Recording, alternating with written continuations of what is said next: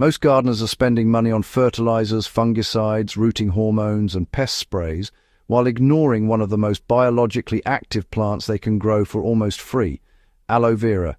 And the crazy part is a single mature aloe plant can support an entire backyard garden if you use it correctly. But most people use aloe completely wrong. They cut a leaf for sunburns, maybe rub some gel on a plant cutting, then ignore the rest of what the plant can actually do. Meanwhile, their soil stays lifeless, seedlings struggle, transplant shock slows growth, and pests keep coming back because the garden biology itself is weak. What changed my mind about aloe was seeing how aggressively plants responded after I started integrating diluted aloe solutions into transplanting, compost activation, and soil biology systems. Root growth improved noticeably, especially in containers and raised beds where biological diversity tends to collapse faster than in-ground gardens. And one thing that became obvious fast was how easy it is to overwater when using aloe-based soil drenches, because aloe improves moisture retention more than most gardeners expect. That's one reason I started using the YAMRON 4-in-1 soil moisture meter regularly in my beds and containers. It helped me catch overly wet root zones before they started causing fungal stress and root rot. I'll leave the exact one I use in the description if you want to check it out. Now, before somebody says aloe vera is just a natural fertilizer, no, that's not really what makes it powerful. Aloe works because it's biologically active. Inside that gel are enzymes, amino acids, sugars, salicylic acid compounds, trace minerals, and natural plant hormones that directly influence microbial activity and plant stress responses. That's why aloe behaves differently from synthetic fertilizer. Fertilizer feeds chemically. Aloe stimulates biologically. And once you understand that difference, you stop treating plants like machines that only need nitrogen, phosphorus, and potassium poured into the soil every few weeks. You start understanding that healthy plant systems depend heavily on microbial communication and root zone biology. The first place I noticed aloe making a serious difference was transplant recovery. Most gardeners damage roots during transplanting more than they realize. Tiny root hairs tear, moisture balance shifts suddenly, microbial relationships get disrupted, and the plant enters stress mode immediately. That's why plants often stall for days after transplanting, even when watered correctly. I started blending fresh aloe gel into water at roughly 2 tablespoons per gallon and soaking root zones immediately after transplanting tomatoes, peppers, cucumbers, and lettuce. The difference was obvious within days: less drooping, faster recovery, stronger leaf posture, better early growth. And this became even more noticeable during heat waves when transplant shock normally gets brutal. Now here's something most gardening channels won't tell you. Aloe is especially powerful in sterile growing environments. Containers, seed trays, hydroponic systems, bagged potting mixes. Why? Because those systems often lack biological diversity naturally found in healthy soil ecosystems.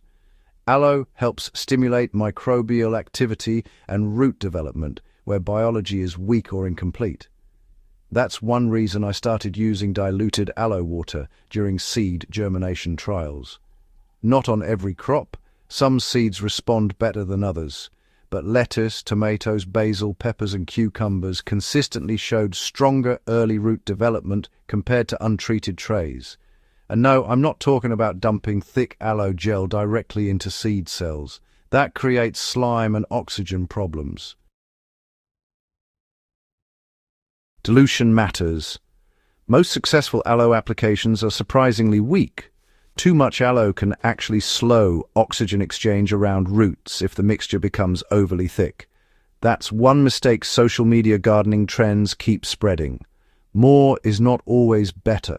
I usually strain fresh aloe gel into water until the solution feels lightly slippery but still watery. For seedlings, weaker solutions generally work better.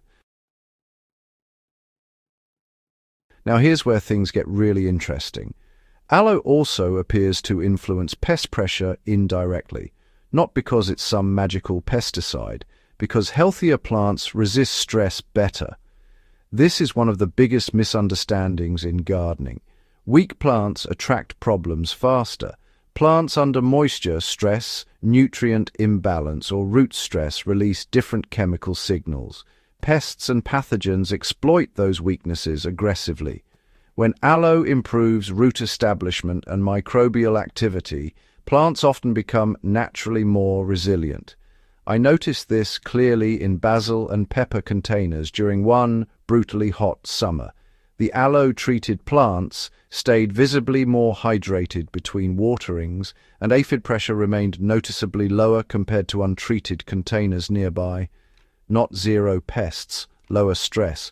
There's a huge difference. And honestly, most pest problems start long before insects arrive. They begin with weak soil biology. That's why I get frustrated when gardening advice treats pesticides as the first solution instead of the last. If your soil ecosystem is unhealthy, spraying plants endlessly becomes a permanent cycle. Healthy biology changes the equation entirely. Now let's talk about compost, because this is where aloe becomes incredibly underrated. Aloe gel contains sugars and biological compounds that microbial communities respond to aggressively. Small amounts added to compost teas or active compost piles can accelerate microbial activity surprisingly fast. I tested this accidentally years ago after dumping leftover aloe pulp into a compost tumbler filled mostly with dry leaves and kitchen scraps. The temperature increase was obvious within days. That doesn't mean aloe replaces proper compost balance.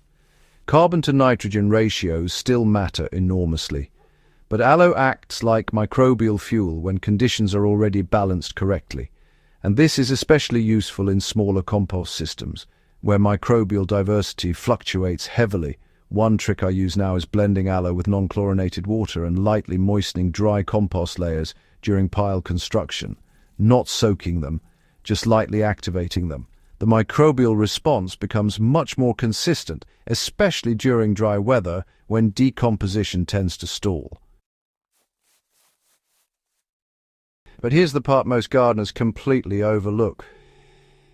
Aloe itself is incredibly easy to propagate. One healthy plant eventually becomes many. That's why this system scales so well. You do not need expensive inputs constantly arriving from garden centers. A mature aloe plant produces offsets naturally, and those offsets become continuous biological inputs for your garden. That's long-term resilience. And honestly, resilience matters more than maximum short-term growth. Modern gardening culture often pushes aggressive feeding schedules that create dependency. Plants grow fast temporarily, but soil biology weakens over time because synthetic feeding bypasses microbial relationships. Aloe works differently. It strengthens systems gradually instead of forcing explosive top growth artificially. That's why I've had better long-term soil structure in beds where biological amendments dominate over heavy synthetic feeding. And hydroponic growers should pay attention here too, because aloe has interesting applications in root zone support systems when used carefully. Not thick gel dumped directly into reservoirs. Diluted filtered applications. I've tested small aloe additions in Kratky and low-pressure hydro systems with leafy greens and basil. Root mass development improved noticeably in some trials, especially during stressful temperature swings. But there's one warning people need to hear. Fresh aloe spoils quickly. If you blend a batch, use it fast. Leaving aloe mixtures sitting for days creates microbial instability and foul-smelling fermentation. I only make enough for immediate use, especially during warm weather.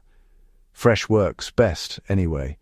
Another major mistake is harvesting too aggressively from small plants. Aloe needs enough remaining leaf mass to keep recovering properly. I never strip a plant heavily all at once. Mature outer leaves get harvested first while the center stays intact for continued growth. Treat aloe like a living system, not a disposable product. That mindset matters. And here's something fascinating most people never notice. Gardens built around biological resilience usually become easier to manage over time, not harder. Water retention improves, soil texture improves, root systems deepen, pest pressure stabilizes, compost becomes richer. Plants recover faster from stress. That's what happens when you stop trying to overpower nature chemically and start supporting biological relationships instead. Aloe is not magic, but it is one of the cheapest, easiest biological tools serious gardeners can integrate into real food-growing systems, especially for transplanting, microbial stimulation, moisture management, seed starting, and root zone recovery. One plant can produce enough material to support dozens of garden tasks repeatedly throughout the growing season.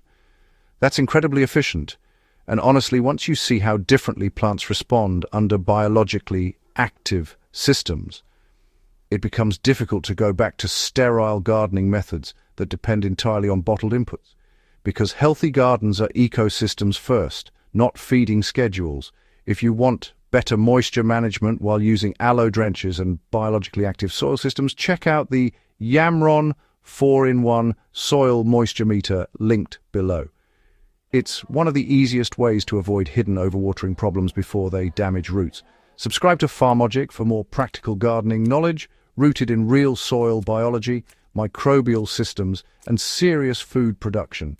And share this video with someone spending hundreds on fertilizers and pesticides while ignoring one aloe plant sitting on their windowsill.